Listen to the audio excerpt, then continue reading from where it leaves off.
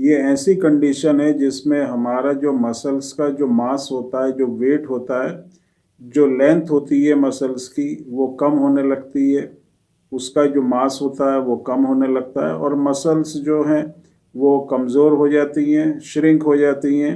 और ये जो प्रोसेस होता है ये प्रोग्रेसिव रहता है। प्रोग्रेसिव का मतलब टाइम के साथ साथ जो है इस तरह की कंडीशन बढ़ती ही चली जाती है।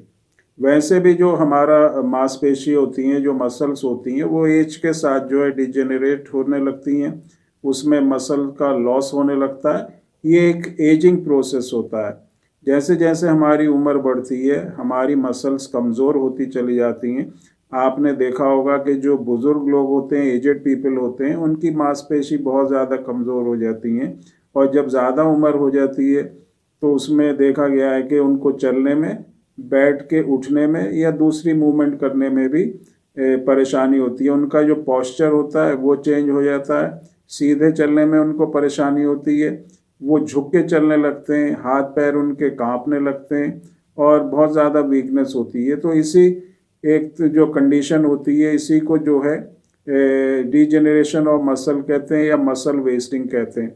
तो ये तो एक नेचुरल प्रोसेस हो गया जिसमें एज के साथ साथ इस तरह की कंडीशन होती है। लेकिन अगर इसी तरह की कंडीशन छोटे बच्चों में या जवान लोगों में होती है तो इसको हम एक नेचुरल प्रोसेस नहीं कहेंगे, इसको हम एक बीमारी कहेंगे। और ये बीमारी होती है हमारे मसल से रिलेटेड, जिसको हम मस्कुलर एट्रोफी या मस्कुलर डिस्ट्रॉफी कहते हैं। जैसे एक बुज़ुर्ग आदमी बहुत ज़्यादा वीक हो जाता है, कमज़ोर हो जाता है, उसकी मांसपेशी बहुत ज़्यादा वीक हो जाती है, उसी तरह से एक छोटा बच्चा या जवान आदमी उसकी भी इसी तरह की स्टेज हो जाती है, इसी तरह की कंडीशन हो जाती है। क्योंकि मस्कुलर डिस्ट्रॉफी में क्या होता है कि जो मांसपेशी होती हैं वो इतनी कमज़ोर हो जाती हैं कि जो हम कोई भी अगर हम काम करेंगे, मूवमेंट करेंगे, वो मूवमेंट या वो काम हम नहीं कर पाएंगे।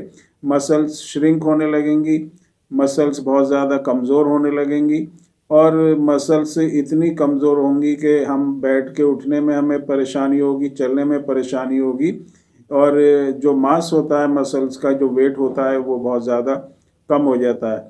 जो बुज़ुर्ग लोगों में हम अपनी पूरी लाइफ में, जैसे एक बच्चे से बड़ा हो के जवान होता है फिर एक बुज़ुर्ग उसमें तब्दील हो जाता है, तो इस नेचुरल प्रोसेस में भी 20 से 40% हम अपने मसल का जो मास होता है उसको लूज़ कर देते हैं या उसकी हमारे बॉडी में कमी हो जाती है। इसी की वजह से जो है मांसपेशी में कमज़ोरी आती है। और जब यही चीज़ जो है जो यंग पीपल होते हैं या जो बच्चे होते हैं उनमें होने लगती है तो ये फिर एक बीमारी होती है।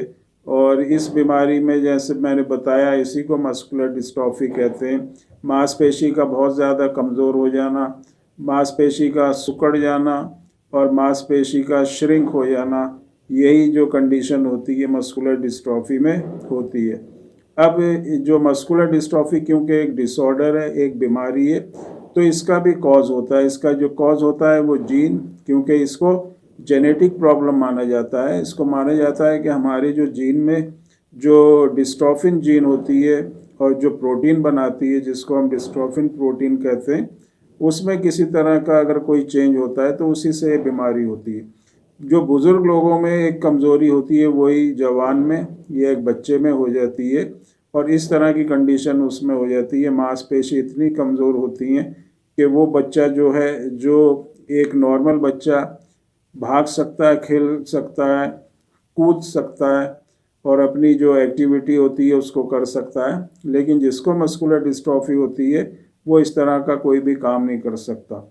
जैसे बहुत ज़्यादा बुज़ुर्ग लोग होते हैं उनको सपोर्ट दे के उठाना पड़ता है या इधर से उधर ले जाना पड़ता है, उसी तरह से जिनको मस्कुलर डिस्ट्रॉफी होती है उनको भी सपोर्ट दे के उठाना पड़ता है। उनको इधर से किसी दूसरी जगह पर लेके जाना है तो सपोर्ट से ही वो चलते हैं। लेकिन जो दूसरी चीज़ होती है मस्कुलर डिस्ट्रॉफी में, और ख़ास तौर से जो डीएमडी होती है, ड्यूशेन मस्कुलर डिस्ट्रॉफी, उसमें ये जो वीकनेस होती है इतनी तेज़ी से बढ़ती है कि 10 से 11 साल का होते होते जो बच्चा है वो इतना वीक होता है कि वो अब सपोर्ट से भी नहीं चल पाता। सपोर्ट अगर आप उसको देंगे तो उससे भी उसको चलना मुश्किल हो जाता है। एक तरह से पूरा वो बेड के ऊपर आ जाता है, व्हील चेयर के ऊपर आ जाता है, तो कंडीशन जो है बहुत ही ख़राब हो जाती है। तो इस चीज़ को हमें ध्यान में रखना है कि हम अपनी कंडीशन इस फॉर्म में ना लेके आए जिनको मस्कुलर डिस्ट्रॉफी है। कंडीशन को स्टेबल बना के रखना है, उसको आगे बढ़ने नहीं देना है। सबसे बड़ी जो चीज़ है हमारी जिसको मस्कुलर डिस्ट्रॉफी है, वो अपनी कंडीशन को स्टेबल रखें, कमज़ोरी को बढ़ने ना दें। और इसी को हम कर सकते हैं बहुत आसानी से होम्योपैथिक मेडिसिन से। इन मेडिसिन को जो यूज़ करते हैं उनको बहुत अच्छे रिजल्ट इन मेडिसिन से मिलते हैं, और उनकी जो कमज़ोरी होती है, वीकनेस होती है, उसकी प्रोग्रेस रुकती है, मसल्स में स्ट्रेंथ आती है, और मसल्स में रिपेयर होता है, और मसल्स रिवाइव होती हैं, एक्टिवेट होती हैं, और एक कंडीशन नॉर्मल कंडीशन बनती है। तो इस तरह की मेडिसिन जो है होम्योपैथिक मेडिसिन सिस्टम में अवेलेबल होती हैं।